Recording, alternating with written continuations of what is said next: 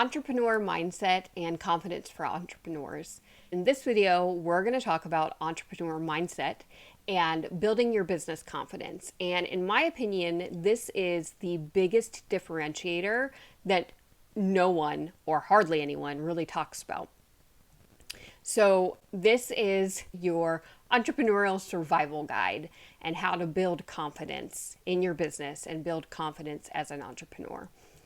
Now, there's a truth about business that I think almost no one talks about. And it's one of the biggest reasons why some people succeed and others end up quitting.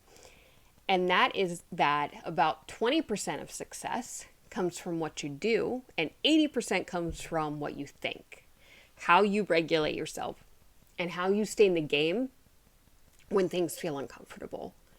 Okay, it's really 80% of success is what's going on up here, what's going on in your head. So I just want that to kind of sink in for a second. Now, when people are getting started, new business owners are getting started, especially as I can say this as an introvert, as a deeply feeling woman, as a neurodivergent individual myself, I very much only focused on the tactics, okay? And that's what most people, I think, focus on too. It's true because most people are saying, how to get traffic, how to market my business, that sort of thing. But very few people are looking for how to do the internal work. And very few people talk about doing the internal work. And this is where most people get stuck or they stop. Because the truth is that mindset is really the real work. And the reason for this is because business brings up fear. It brings up self-doubt. It brings up comparison. It brings up self-criticism. It brings up visibility discomfort. And none of that means that you're doing anything wrong. It just means you're human. And we, by nature, want to be accepted. If you go back to the beginning of humankind in tribal days, the worst thing that could happen to a human was being shunned from the group and being kicked out. And that's because that was very much a survival thing. There was safety in those numbers. Safety in being with that tribe.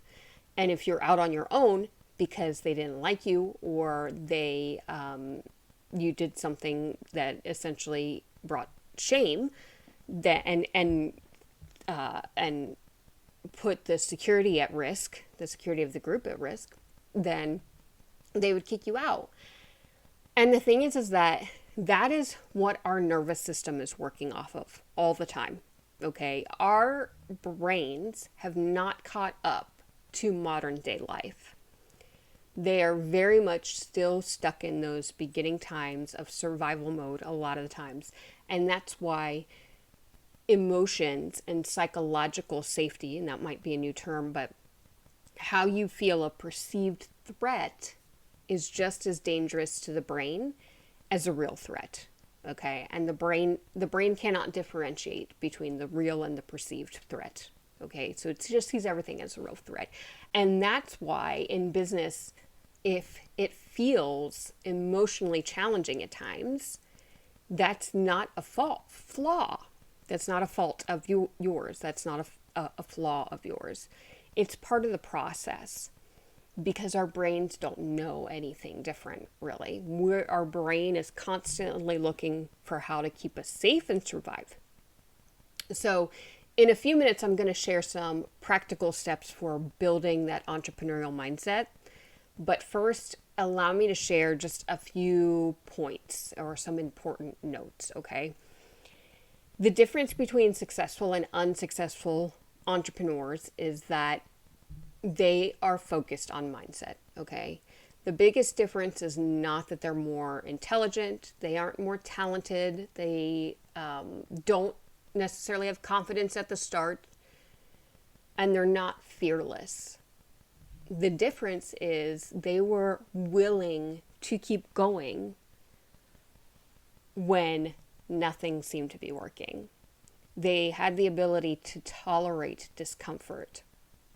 And they realized and looked at setbacks, or what others perceive as failure, as learning.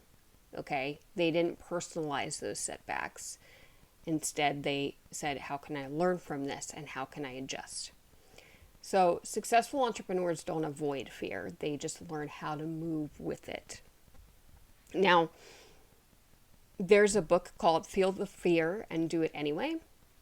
And I was in a coaching container with someone once, and she said something that I thought was brilliant, which is heal the fear and do it your way, but recognizing that you're still going to have fear come up, right? So we want to work with that fear, not work against it. And that's something that's really important to keep in mind.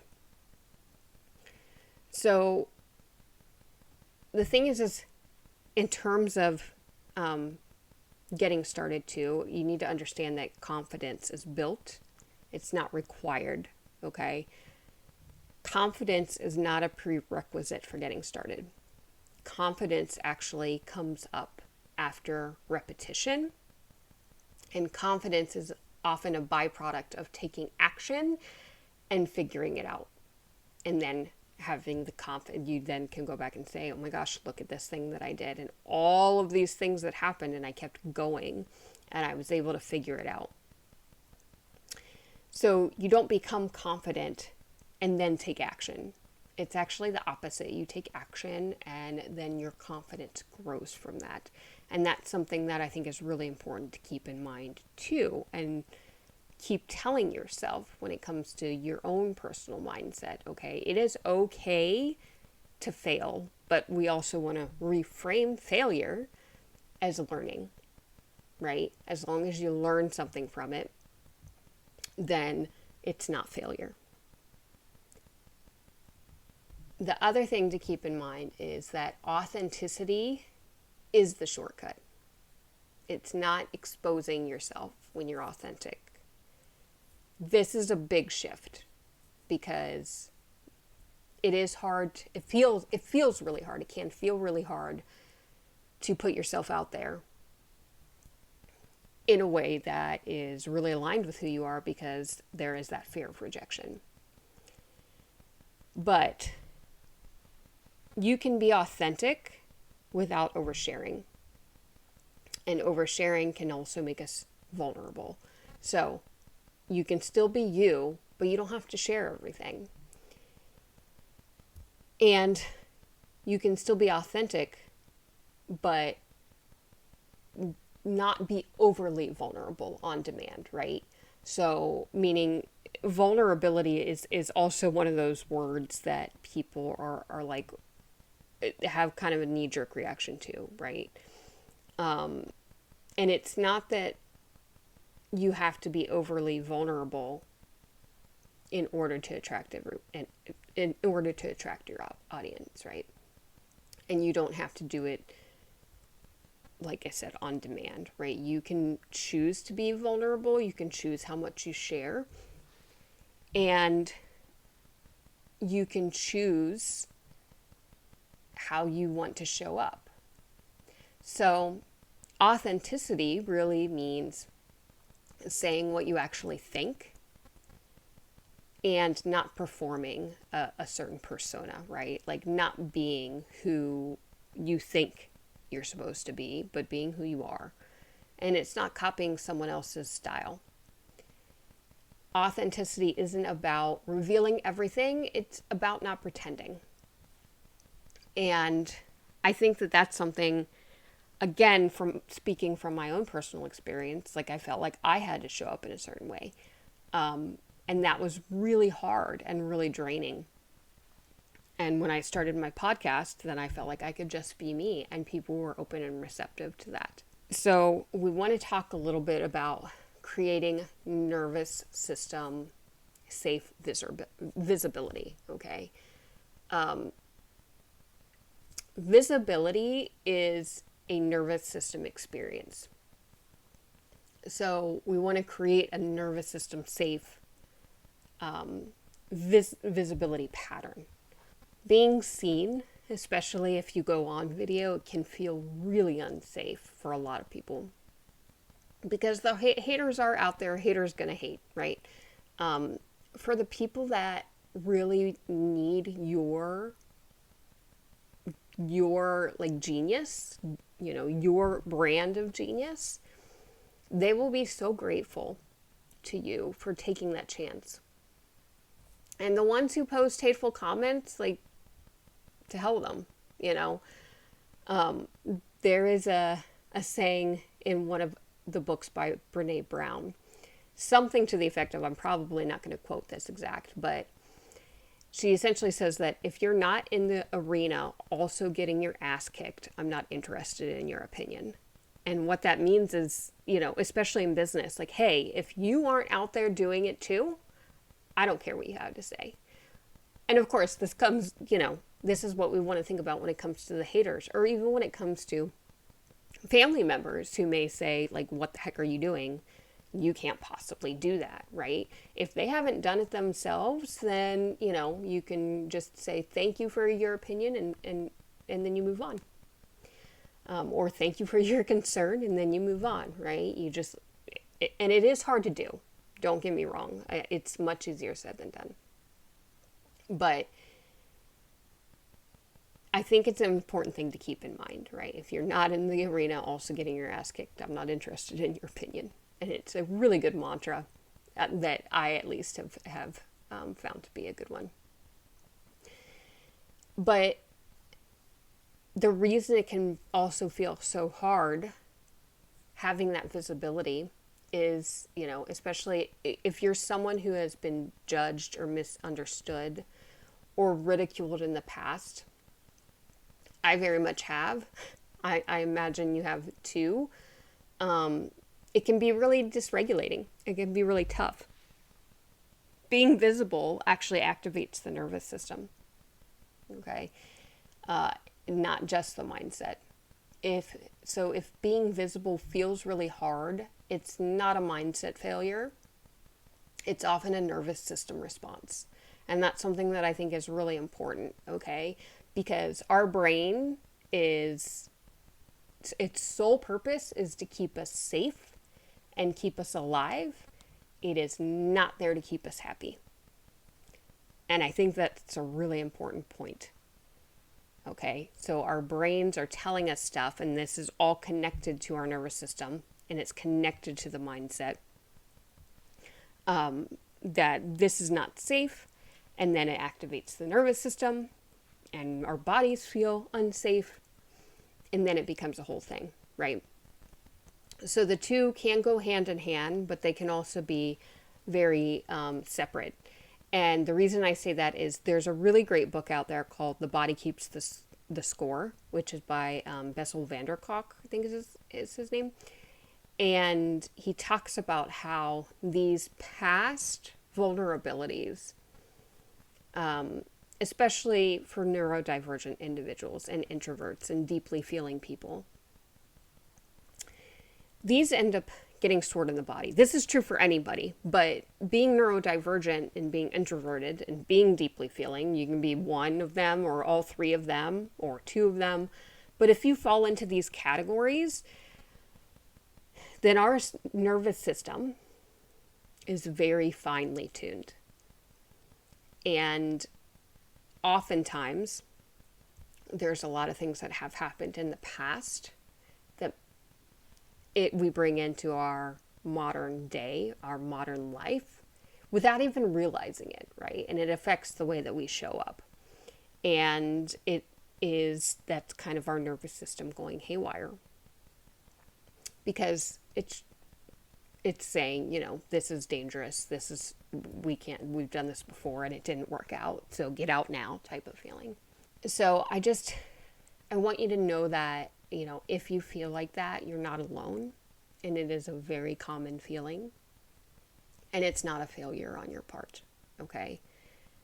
There are things that we can do to work around this, to work with our nervous systems. not against it, and to create safe visibility. Okay.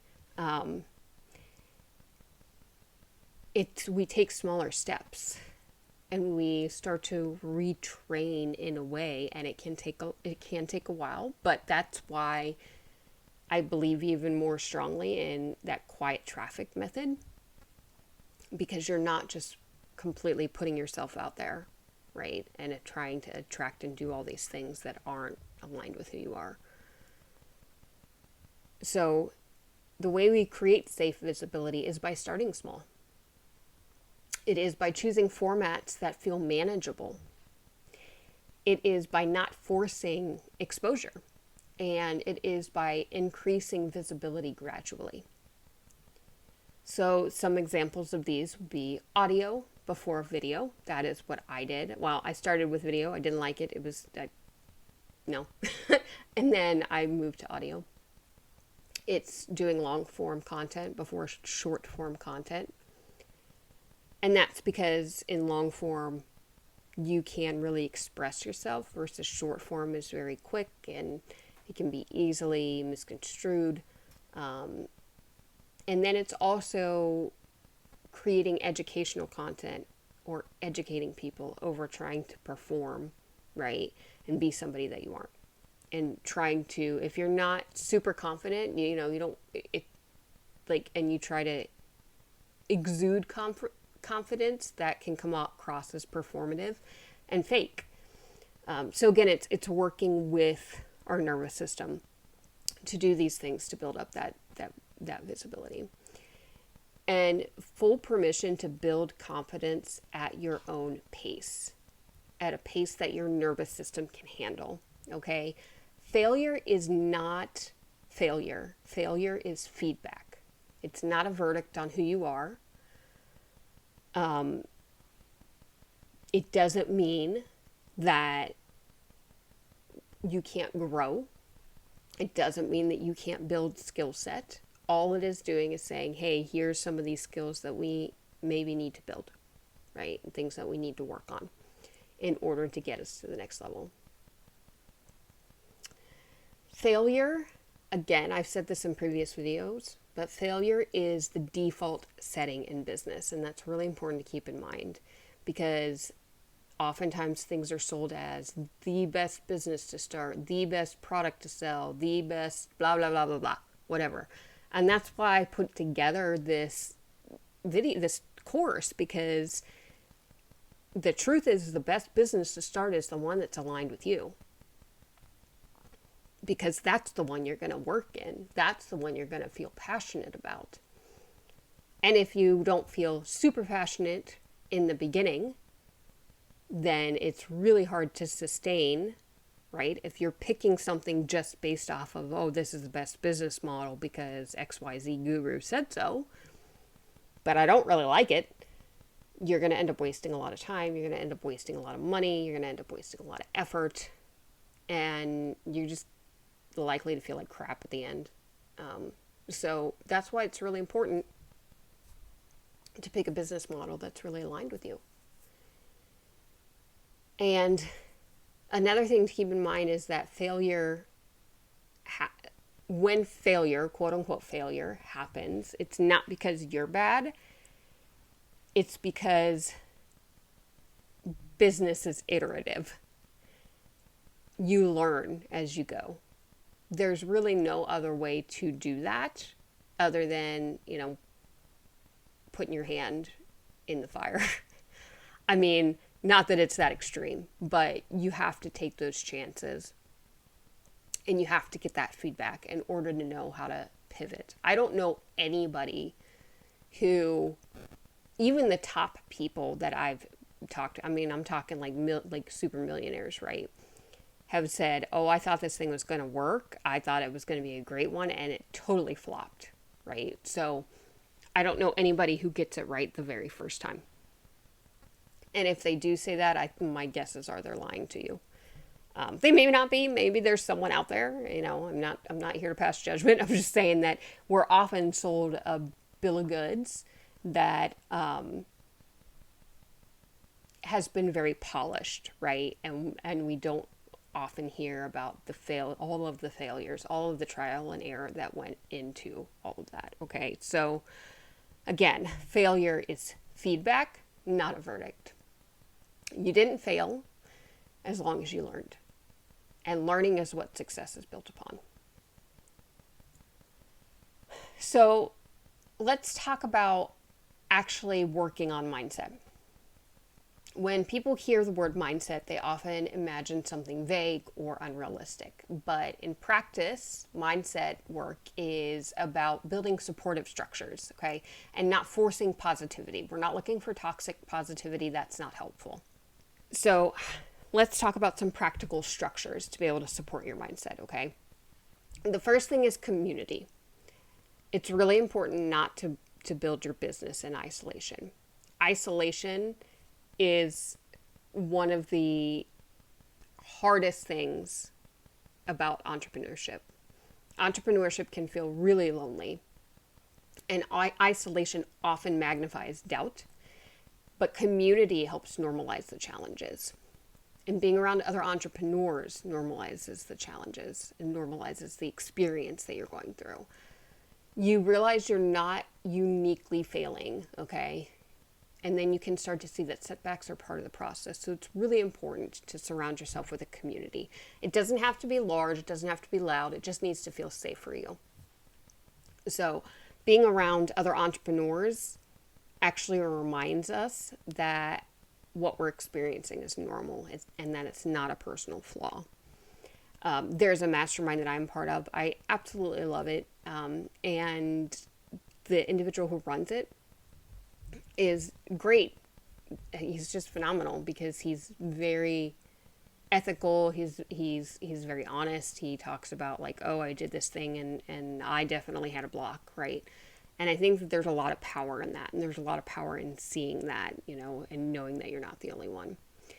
So some examples of these where you can find these communities are online communities, small groups, masterminds, and then peer support spaces. You don't have to be in this big community, right? You can be in a very small mastermind. You can have, one or two accountability partners who also help in terms of normalizing like what is going on.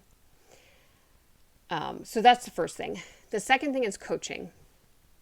And coaching is really borrowing belief before you have it. This is another way that helps work on mindset, because we don't know what our blind spots are. That's why they're blind spots. Okay, so if you need to seek out a coach, it's not because there's anything wrong with you or you're broken. It just helps to have an outside perspective. A good coach doesn't give you confidence, though, but they actually help you see yourself more clearly, and then that gives you confidence. And they help you to build confidence through perspective and skill. So coaching actually helps with reframing setbacks, with setting realistic expectations, and helping to stay grounded. It's another support system, okay? Not dependency, but just another practical way that coaches help and you can work with your mindset. Coaching is not about someone providing motivation for you, though. It's about getting clarity and helping you to reframe what is going on. And it helps you see things that you can't when you're inside the moment, okay? They're called blind spots for a reason. And everybody, and that's why I'm in like the masterminds. I've had many coaches over the years. And all because, there is only so much awareness. Again, you can't see your blind spots, right? So it does help to have that external partner. The third way is building your self-talk and thought awareness. So what do I mean by this? So we're going to build our self-talk and thought awareness without toxic positivity, okay? So that is not, I am the greatest in the world. That is, I am working to build my skill set to become the greatest in the world, right? It's not, you know, those memes that have those like short little inspirational quotes. That's not what it is. I know that those are well-meaning, and they also drive me nuts because there's no context around them. And it often becomes that like toxic positivity type of outlook, and that's just not helpful. Mindset work also means becoming aware of the stories that you're telling yourself. And that's where this thought awareness and self-talk comes into play. And this is especially important during setbacks. Mindset work is not ignoring fear or pretending it isn't there. It's noticing the story you've been telling yourself and then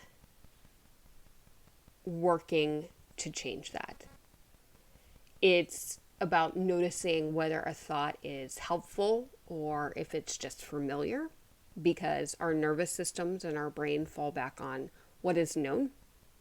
And that is often why we can get in the same loops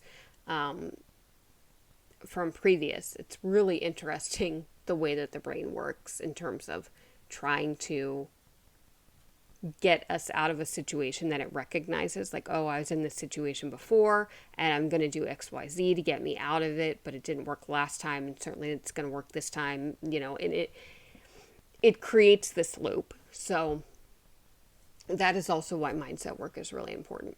And a lot of times people fall back on forcing on affirmations, and affirmations can be great, but instead of forcing affirmations, it's just good to ask yourself, is this thought helpful or is it just familiar?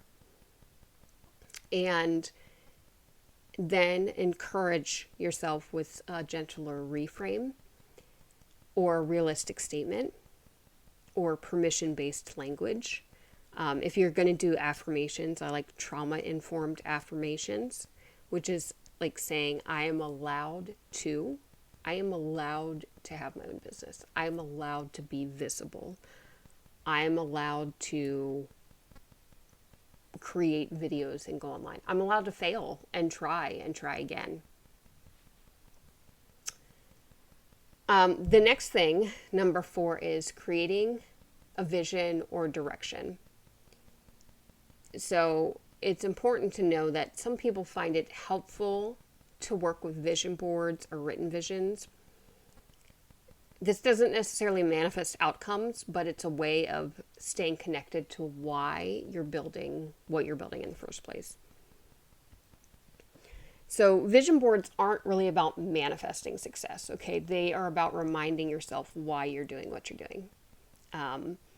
And a lot of times they tend to be external when you create a vision board, and usually the why behind it is more internal, and it's hard to put that on a screen or on a board. So with this, you want to focus on how you want your business to feel and what kind of life it's going to support and what sort of values matter to you. Vision work is really less about results and it's more about direction. Where are you heading? Where do you want to go? You can create a values-based vision board, which is all about how you want your business to feel and what sort of lifestyle you want to support, but not just outcomes only. What is going to feel authentic and real to you? Okay, so that's vision boards. Another one is building emotion regulation practices. These are really important and often very overlooked. It's something that almost no one talks about. But the mindset lives in the body, not just in the mind. So it's interesting because there's a loop. And I won't get into details and bore you with that, but essentially, like the way your mind is communicating affects your body, which then can affect your mind, which then can affect your body. And so there is a loop that can happen there. There is a really good book that I read, Breaking the Habit of Being Yourself by, I can't remember, Joe Dispenza, Dr. Joe Dispenza. And he talks about how emotions are the language of the body, thoughts are the language of the mind, and they often communicate together. So when you're dysregulated, everything feels harder. And then your clarity drops and your confidence drops. So things that can help here are stepping away from the screen and pacing your workload, taking breaths or breaks between tasks, right? Like going for a walk, honoring your energy limits, not pushing yourself so far when you know that you just don't have any more to give that day. A regulated nervous system makes better decisions. And it's also really important to practice this kind of stuff when you are regulated. And the reason for that is because the way that the brain works, when we get ourselves into emotionally heightened scenarios, lots of anger, lots of shame, lots of fear, whatever it is, but we become emotionally, dysregulated, and we start to sense that we are in a survival situation. Now, this is all subconscious, keep this in mind. But what happens is that the prefrontal cortex, the part of your brain that actually has the ability to logic and reason and make decisions, it goes offline, and the amygdala takes over. And so the only way to get that prefrontal cortex back online is by doing some regulation techniques. But it's really hard to think about those regulation techniques when we're in a heightened emotional state, because we start running on autopilot. And so this is why, a lot of people, or people who yell or throw things or whatever, that's why stuff like that constantly happens, because they get into that emotional state and they don't have the ability, they literally lose the ability to logic and reason and understand that, oh, I shouldn't be responding this, or it's not the best for me to be responding this way. I don't like to use shouldn't, but there is a better way for me to respond. They just don't even have the ability to think that at that moment because they're so dysregulated. So that's why building that emotional regulation is really important for mindset. Then skill building as mindset support. So this is point number 6. Sometimes the best mindset work is simply learning the next skill. Sometimes it just comes back to a skill deficit. And again, there's nothing wrong with that. You're not going to be good at something you've never tried before. So permission to just let that expectation go. That is very normal. Are there people who are good at things the instant they try it? Are you good at things the instant you try it? I'm sure. Yeah. But going into business without having that expectation really takes a big weight off. Confidence is something that grows as skill grows. And so learning reduces fear and uncertainty. So learning a new skill reduces fear and uncertainty. And then action builds confidence. Confidence often comes from competence, and then competence comes from skill building. It's not the other way around. The main point I want to make here and really drive home is that the mindset is trainable. It's not an abstract idea that we have no control over. And no, it's not easy work, but it's definitely worth it. And it can truly be a life-changing thing, even just from a brain-body perspective. So even if you start a business, let's just talk worst case scenario. You start a business and you don't make a bunch of money, but you have learned how to work with your mindset and improve your mindset and improve your regulation. That I would consider a success. That's just me personally, but if you are feeling better, then I think that, that is success. It's important to know that mindset work, though, isn't something you fix once, okay? It's something you support as you grow, and it's something that you are continually doing. Mindset is really what keeps people going long enough to succeed. Mindset, along with creating alignment, practicing self-trust, knowing your values and building your business based on them, choosing a business you actually care about, and building in a way that you don't resent. Motivation comes from meaning, not from hustle. So I hope that makes sense. The biggest advantage you can give yourself in business isn't another strategy. It's really learning how to stay grounded, how to build confidence, and stay confident in the areas you are, but build confidence, and how to connect to yourself while you build. That's the work that most people skip over, and it's the work that actually makes success possible. So I just want to pause there and say that again. That's the work most people skip, and it's the work that actually makes success possible. Sure, you still need the tactics and you need the strategy, but as you are testing things out, as you are going, it's the mindset that's going to keep you going for long enough to have success. I can't remember where the quote comes from, but it's essentially, I actually think it's from the movie Jerry Maguire, and he's talking about his mentor, and his mentor says something to the effect of, the truth is I've failed more than I've succeeded. And that's what happens with the successful people. Successful people tend to have more failures than people who failed and gave up because they didn't keep going. That's what it takes. And I promise you can do this. I promise you can. If you have the right support model in place, whether that is knowing how to set those systems up yourself and being able to work on it alone, which I don't recommend because that is very hard. I've tried it. It's hard. It may come handy for some people, but I think that community aspect is really, really important. And those other steps. So you can go back and replay this video, rewind it, and go through all of those steps, the 6 steps within this video for building that mindset. And then in the next video, we are going to talk about entrepreneur burnout, and how to design your business in a way that protects your energy before you're exhausted, which is really what we've been doing up to this point, and it has been the goal. But we're going to bring it all kind of